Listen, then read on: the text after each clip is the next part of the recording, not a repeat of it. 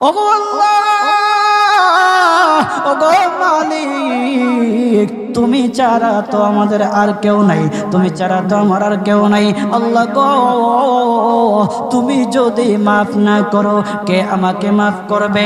তুমি যদি মাফ না করো কে আমাকে মাফ করবে? তুমি যদি আমাকে মাফ করো তাহলে তোমার কোনো দিকে কমবে না, তুমি যদি আমাকে মাফ না করো তোমার কোনো দিকে বাড়বে না। আল্লাহ গো, তুমি আমাকে মাফ করে দাও। সারাটা জীবন অন্যায় কাজ করেছি, সারাটা জীবন নাফরমানি করেছি, আমার কাছে কালেমার দাওয়াত কম আসে নাই, আমার কাছে কালেমার দাওয়াত কম আসে নাই, আমাকে লোকেরা কম বোঝায় নাই। ওগো আল্লাহ, তুমি আমাকে মাফ করে দাও। মাফ না করলে কোথায় যাব, কার কাছে যাব? বাবা যখন মারে তখন মার কাছে আশ্রয় নেওয়া যায়, মা যখন প্রহার করে তখন বাবার কাছে আশ্রয় নেওয়া যায়, বাবা মা যখন প্রহার করে তখন দুনিয়ার কারো না কারো কাছে আশ্রয় নেওয়া যায়। ওগো আল্লাহ, ওগো মালিক, তুমি যদি আমাকে মারো, তুমি যদি আমাকে আযাব দাও, ওগো আল্লাহ, কার কাছে যাব, কার কাছে গিয়া মাফ চাইবো? ওগো আল্লাহ, মেহেরবানি করে মাফ করে দাও। এইরকম কান্না করতেছে, কান্না করতেছে, চোখের পানি তার এমন ভাবে পড়তেছে, দাড়ি ভিজতেছে, দাড়ি ভিজে জমিনের মধ্যে চোখের পানি পড়তেছে, কান্না করতেছে। বান্দাটা কান্না করতে করতে করতে করতে আমার আল্লাহর কাছে এমন গ্রহণযোগ্যতা অর্জন করেছে, মহান আল্লাহ রব্বুল আলামিন তার ডাকে সাড়া দিয়া তার জিন্দেগির সব গুনাহ মাফ করে দিয়েছে।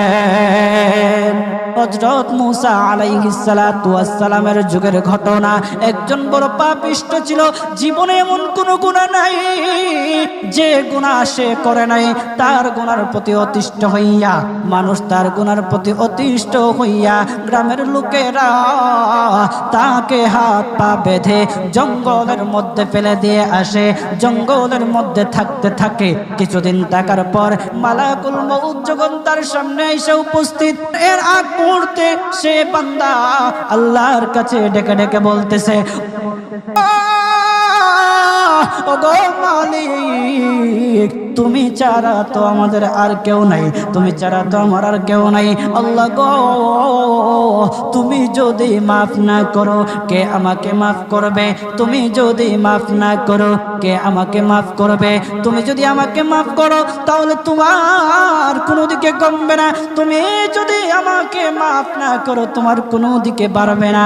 আল্লাহ গো, তুমি আমাকে মাফ করে দাও। সারাটা জীবন অন্যায় কাজ করেছি, সারাটা জীবন নাফরমানি করেছি, আমার কাছে কালেমার দাওয়াত কম আসে নাই, আমার কাছে কালেমার দাওয়াত কম আসে নাই, আমাকে লোকেরা কম বোঝায় নাই। ওগো আল্লাহ, তুমি আমাকে মাফ করে দাও।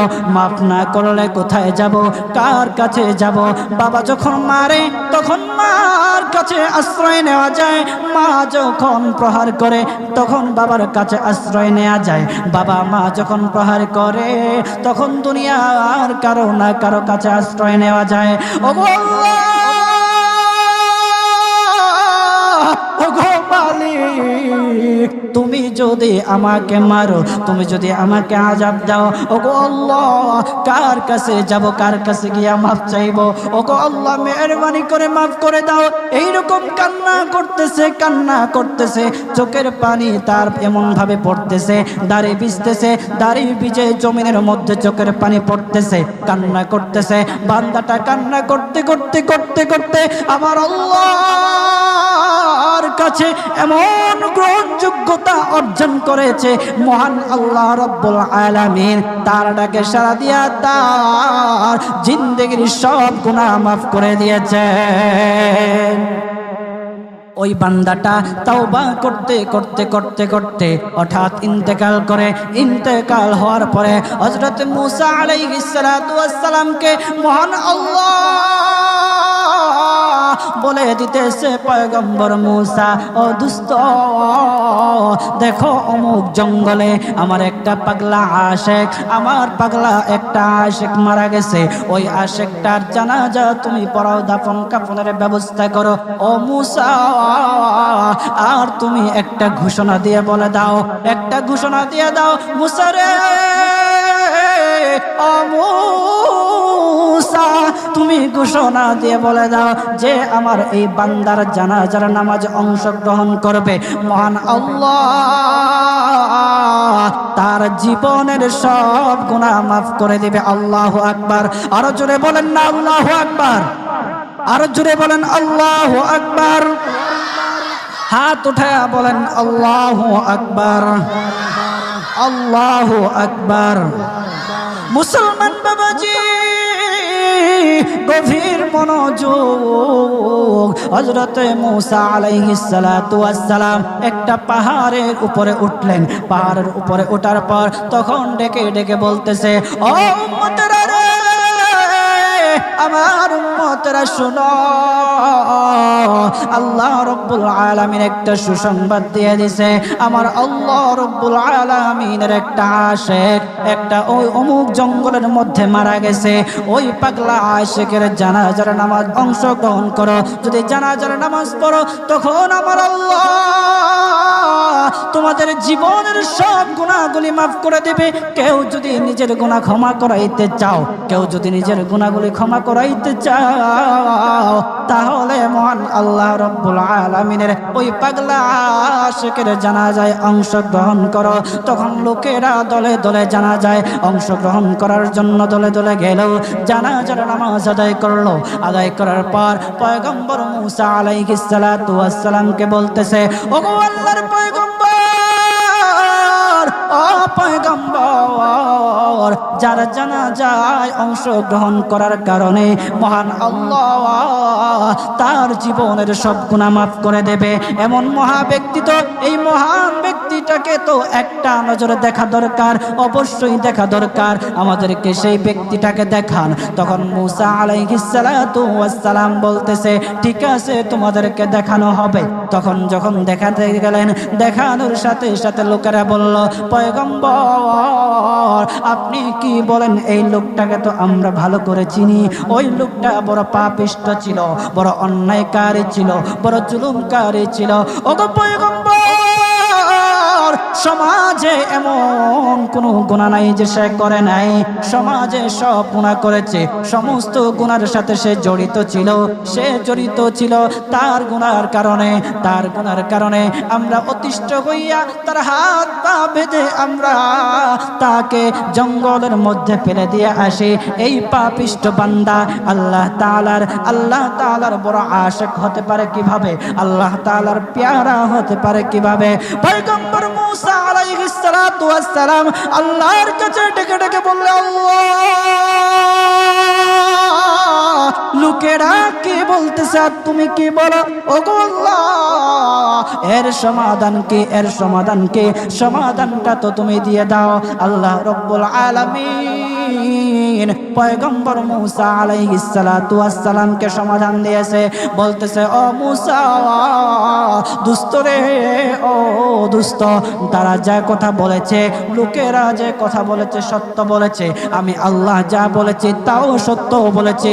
ও পয়গম্বর মূসা, তারা যা বলেছে সত্য বলেছে। ওই বান্দা বড় পাপিষ্ঠ ছিল, ওই বান্দা বড় অন্যায়কারী ছিল, কিন্তু শেষ বয়সে আইসা তার হাত পা যখন বেঁধে, তার হাত পা বেঁধে যখন লোকেরা জঙ্গলের মধ্যে ফেলে দিয়ে আসলো, তখন সে আমার কাছে এমন ভাবে কান্নাকাটি করা শুরু করে দিয়েছে, এমন ভাবে তওবা করা শুরু করে দিয়েছে। আমি আল্লাহ তাআলার এত দয়া, আমি আল্লাহ তার ডাকে সাড়া না দিয়ে পারলাম না, তার ডাকে সাড়া দিয়ে দিলাম। ও মূসা, সে তাওবা করার সময় যদি সবার জন্য সে তাওবা করত, যতজন লোকরা বেঁচে আছে, যতজন উম্মতেরা আছে, যতজন লোকেরা আছে, সমস্ত লোকদের জন্য যদি সে আমার কাছে তাওবা করত, আমি আল্লাহ তার তাওবা মুহূর্তের মধ্যে কবুল করে সমস্ত বান্দাদেরকে মাফ করে দিতাম। সুবহানাল্লাহ, জুড়ে বলেন লিল্লাহি তাকবীর, নারে তাকবীর। কত দয়ার আল্লাহ! একটা বান্দা সারা জীবন গুনাহ করেছে, অন্যায় কাজ করেছে, শেষ বয়সে আইসা শুধু আল্লাহকে ডাকছে, আল্লাহর কাছে মাফ চাইছে। আমার আল্লাহ রব্বুল আলামিন তার পিছন দিকে আর তাকায় নাই, আমার আল্লাহ রব্বুল আলামিন তাকে মাফ করে দিয়েছে। সুবহানাল্লাহ। এখন যদি আপনারা মনে করেন এখন তো ইয়ং আছি, ওই দিন পরে তাওবা টাওবা করে ভালো হয়ে যান, এই সুযোগ আপনি নাও পাইতে পারেন বাজা। যাদেরকে বলা হয় যে কিছু লোক আছে আমাদের সমাজে, যদি ওদেরকে বলা হয় যে ভাই দাড়িটা একটু রাখেন না, নামাজটা একটু পড়েন না, একটু বয়স হোক, পোলা মাইয়া বড় হোক, দাড়ি রাইখা দিন, আছে না এরকম? আপনি কি বিশ্বাস করেন আপনার পোলা মাইয়া বড় হইব? সেই সুযোগ আপনি পাবেন? কতটুকু গ্যারান্টি আছে বলেন? বাবার আগে ছেলে চলে যায়, ছেলের আগে বাবা চলে যায়, আবার নাতির আগে দাদাও চলে যায়, আর দাদার আগে নাতিও চলে যায়। ও বাজার, সময় নেই, সময় নেই। গভীর মন দিয়ে একটু চিন্তা করেন, চোখটা বন্ধ করেন। মাঝে মধ্যে আমার এমন উপলব্ধি হয়, চোখটা যখন বন্ধ করে দেই, বন্ধ করে দিয়ে যখন চিন্তায় লাগে, তখন মনে মনে ভাবি, হায় রে, এত কিছু কার জন্য করতেছি? এই মুহূর্তে যদি মালাকুল মউত আমার সামনে আইসা যায়, আমাকে নিয়ে যায়, আমি তো সাদা কাফনের প্যাকেট পেয়ে যাব। এই সম্পদ নেয়ার জন্য, আমার জিনিসপত্র নেয়ার জন্য আমার আত্মীয় স্বজনরা খাড়াখাড়ি করে, আমি কার জন্য কি করতেছি? অন্তরটা তখন ফেটে যাওয়ার মতো। আমরা কি করতেছি? কার জন্য করতেছি?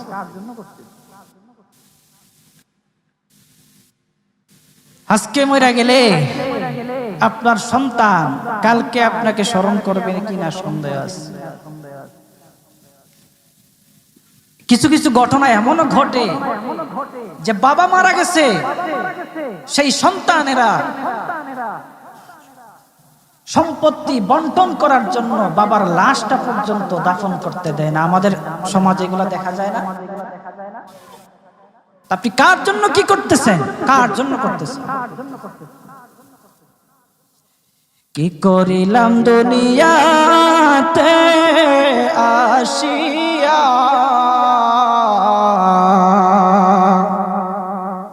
দেখো রে মন চিন্তা করে বসিয়া, বসে বসে চিন্তা করে কি করলাম দুনিয়া, কি করলাম? ও বাজান, এই জন্য আল্লাহ রাব্বুল আলামিনের কাছে মাফ চান, তাওবা করেন। আল্লাহ রাব্বুল আলামিন আপনার ডাকে সাড়া দিবে, আপনার তাওবা আল্লাহ রাব্বুল আলামিন কবুল করবে। বান্দা যত গুনাহ করুক না কেন, সব সময় আল্লাহ তাআলার রহমত তার পাশে আছে। এই জন্য বাজান, আমরা যারা আছি, আমরা আল্লাহর কাছে তাওবা করব তো ইনশাআল্লাহ। কথা বলেন না ইনশাআল্লাহ? বলেন, কিপটামি করেন কি লিগা? জোরে বলেন।